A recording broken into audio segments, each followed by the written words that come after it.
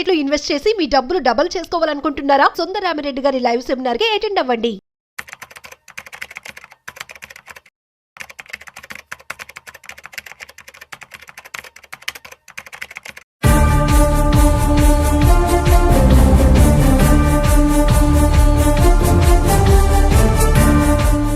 Hi, hello, namaste. Welcome to Business Buzz with Rajiv Pasupuleti on Suman TV.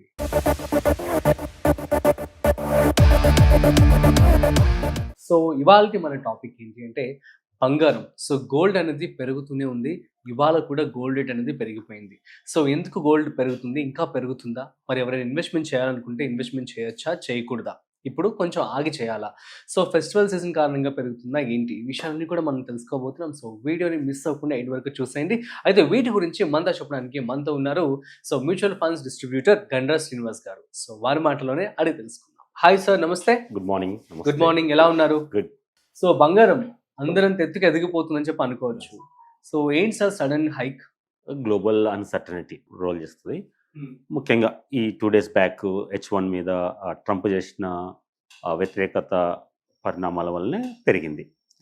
మీకు ఇంతకుముందు కూడా previous వీడియోలో చెప్పాను, ట్రంప్ కనుక నెగిటివ్గా మాట్లాడితే పక్క గోల్డ్ పెరుగుతుంది. ఎందుకంటే ఇన్వెస్ట్మెంట్ ఆప్షన్ ఇది ఒకటే కనబడుతుంది, గోల్డ్. ఇంకో ఆప్షన్ ఏముండదు.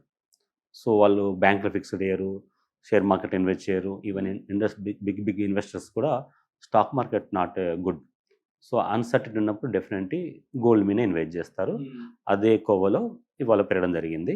ఐ థింక్ 0.6% పెరిగింది గోల్డ్. సిల్వర్ అయితే 1.5 అలా పెరిగినట్టుంది approximately just half an hour back. So నేను చెప్పడం కాదు, గోల్డ్ పెరగడం అనేది జెఫ్రీస్ అని ఒక అమెరికన్ ఇన్వెస్ట్మెంట్ ఫర్మ్ జెఫ్రీస్. ఇది చాలా ఫేమస్.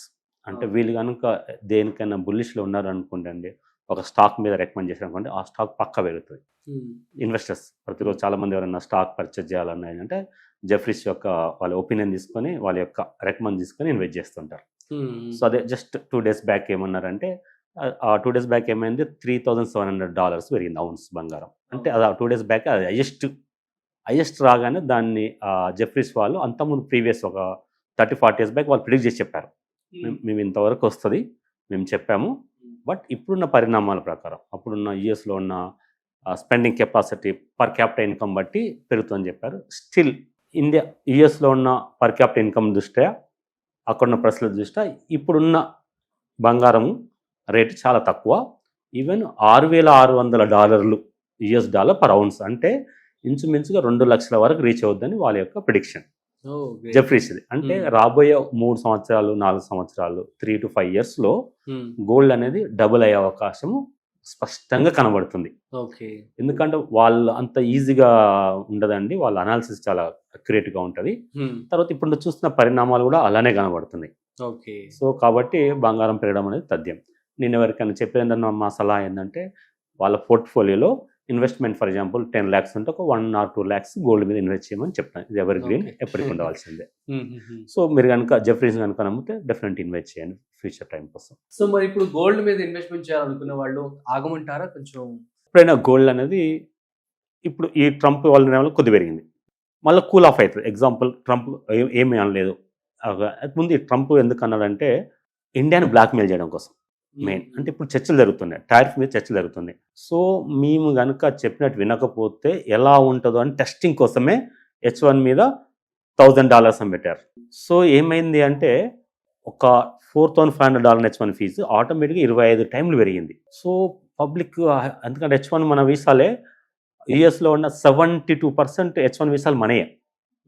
సో మన పీపుల్ అంత టాలెంటెడ్, మనమే దాన్ని తీసుకుంటున్నాం. యూఎస్ కూడా థ్యాంక్స్ చెప్పాలి, అంత పర్సెంట్ మనకి ఇచ్చింది. ఆ తర్వాత ఎక్కడో ఉంటుంది చైనా 12% H1 వీసా మనమే తీసుకుంటున్నాం. సో మేము కనుక మేము చెప్పినట్టు వినకపోతే మీ పరిణామం అలా ఉంటుంది అని జస్ట్ టెస్ట్ చేశారు. ఆ 10 hours పాపం ఇండియాకి వచ్చి పూజలకు పండుగ కోసం వచ్చి నాన్న హైరాణ పడ్డారు. తిరిగి వెళ్ళాల్సిన పరిస్థితి ఏర్పడింది. ఫ్లైట్ టికెట్ బుక్ చేసుకుని వెళ్ళాలని. బట్ 10 hours తర్వాత తూచని చెప్పేసి మళ్ళీ అగైన్ మార్చినాడు. అంటే బ్లాక్మెయిల్ చేస్తారు, అంటే భయపట్టిస్తారు. అంటే వాళ్ళ ఎకానమీ, అంటే ప్రపంచంలో అత్యధిక అప్పులున్న దేశం అమెరికానే. సో వాళ్ళ అప్పులను తీసుకోవడం కోసము, గాడిని పెట్టడం కోసము ట్రంప్ స్పష్టంగా ఉన్నాడు. ఆయన యొక్క ఎలక్షన్ మేనిఫెస్టో అది, అమెరికా మేక్ అగైన్ గ్రేట్ అన్న స్లోగన్ విధానంలో వెళ్తున్నాడు. సో బ్లాక్మెయిల్ చేస్తాడు పక్క. సో ప్రపంచంలో ఏ దేశాన్ని బ్లాక్మెయిల్ చేసినా లాభం ఉండదు. ఒక ఇండియన్ బ్లాక్మెయిల్ చేస్తే వాళ్ళకి లాభం. ఎందుకంటే మోస్ట్ ఆఫ్ ద పీపుల్ అక్కడే ఉన్నారు కాబట్టి. ఎందుకంటే చైనాను బ్లాక్మెయిల్ చేస్తే వాళ్ళకి నష్టం, చైనా వినదు. ఇక వినేది ఏంది, మిగతా దేశం బ్లాక్మెయిల్ చేస్తే నో యూస్. బట్ ఇండియాని కనుక బ్లాక్మెయిల్ చేస్తే ఆర్థిక పరంగా వాళ్ళకు లాభం ఉంటుంది అనే ఉద్దేశంతో మెయిన్ చేయడం జరుగుతుంది. For example agri products, US యొక్క అగ్రి ప్రొడక్ట్స్ ఇండియాకి రావాలని వాళ్ళు అనుకుంటున్నారు, ఎందుకంటే మన కన్జంప్షన్ ఎక్కువ కాబట్టి. బట్ మన ఇండియా ఏమంటుంది, యుఎస్ అగ్రి ప్రొడక్ట్స్ ఇక్కడికి వస్తే ఇక్కడున్న సన్నకారు రైతులు, పాడి ఇండస్ట్రీ వాళ్ళందరూ నష్టపోతారు. ఇక్కడున్న ప్రజల దృష్ట్యా మోదీ వద్దంటున్నాడు. వాళ్ళకి అక్కడి ఇక్కడికి వస్తే లాభం వాళ్ళ యొక్క. బట్ అది జెనెటిక్ పరంగా, ఆ హెల్త్ పరంగా బాగుండన్న మెయిన్ ఉద్దేశంతో మన సెంట్రల్ గవర్నమెంట్ రిజెక్ట్ చేస్తుంది. సో వాళ్ళకి కావాలి, సో వాళ్ళకు అంటే ఎక్స్పోర్ట్ డిఫెన్స్ వాళ్ళకి తేడా ఉంటుంది కాబట్టి ఆ ఉద్దేశంతో అమెరికా వాళ్ళు మనకి ఇలా ఇబ్బంది పెడతారు. ఇంకా ఫ్యూచర్లో కూడా ఇలా ఉండొచ్చు, ఎందుకంటే మనం టాప్ 3rd 4th ఎకానమీ దిశగా ప్రయాణిస్తున్నాం. సో ముందున్న టార్గెట్ ఎవరు, అమెరికా, చైనా. సో ఎప్పుడు ఈ 3 దేశాలు, ఇప్పుడు ఒక క్లాస్లో 3 ఉన్నారు అనుకోండి, ఫస్ట్ ర్యాంక్, సెకండ్, ఈ 3rd ర్యాంక్ మధ్యలో ఎప్పుడు వార్ ఉంటుంది. సో ఫిజికల్ వార్ ఉండదు, బట్ ఇట్లా టారిఫ్ వార్ అని ఈ విధంగా బ్లాక్మెయిల్ చేయడము, ఎక్స్పోర్ట్ ఇంపోర్ట్ కూడా ఆపడము. అంతెందుకు చైనా మనకు కూడా యూరియా ఎక్స్పోర్ట్ ఆపేసింది. మళ్ళీ మొన్న దోస్తాన్ ఏర్పడిన తర్వాత మళ్ళీ కొద్దిగా ఇచ్చారు. రేర్ ఎర్త్ మీద చైనా ఇవ్వలేదు, మన తర్వాత మళ్ళీ ఇప్పుడు ఇస్తున్నారు అట్లా.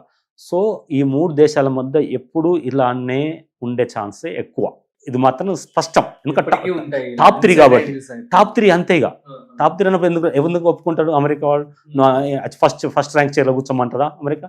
అనదు. సో మనం ముందుకు మనం ట్రై చేస్తాం, వాళ్ళు తొక్కడానికి ట్రై చేస్తారు. ఇలా జరుగుతుంది. ఈవెన్ మీరు పహల్గామ్ అటాక్ కూడా ఆ ఇష్యూలో జరిగిందే.